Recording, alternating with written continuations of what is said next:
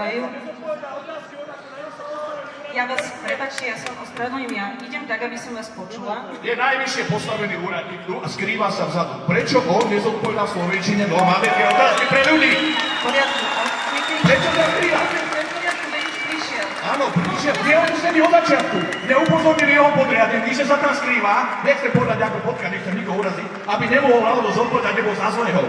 A jemu sa ujde tam Purbina. Nech sa páni, pán riaditeľ. Vy ste raz keď vás osloviť pán doktor, tak pán doktor, nech sa páči. Môžeme dať priestor? A ja rozumiem, že máte vysoký temperament, vieme ho trochu aj znížiť? Pán Petrovič, viete? Aspoň zareagujte. Vždyte zareagovať.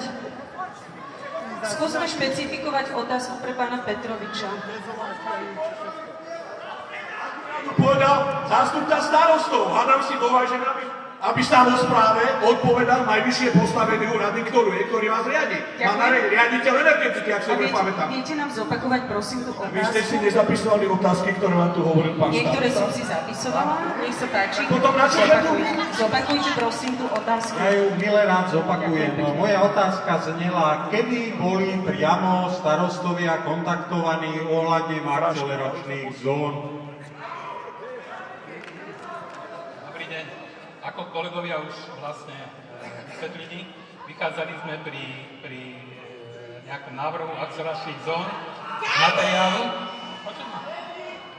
z materiálu, ktorý vypracovala Slovenská agentúra životného prostredia, kde bolo viacero zón.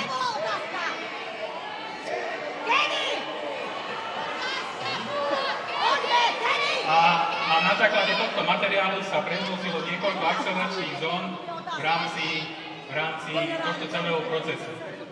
Tak ako aj kolega povedal, tieto materiály boli zverejnené v rámci oznámenia, v rámci rozsahu a potom samotný strategický materiál aj so správou o posudzovaní na webovom sídle Ministerstva hospodárstva a environmentu.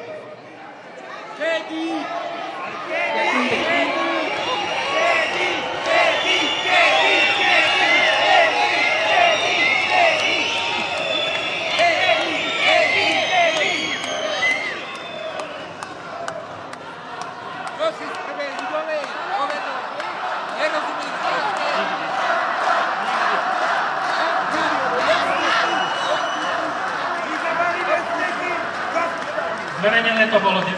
júna tohto roku.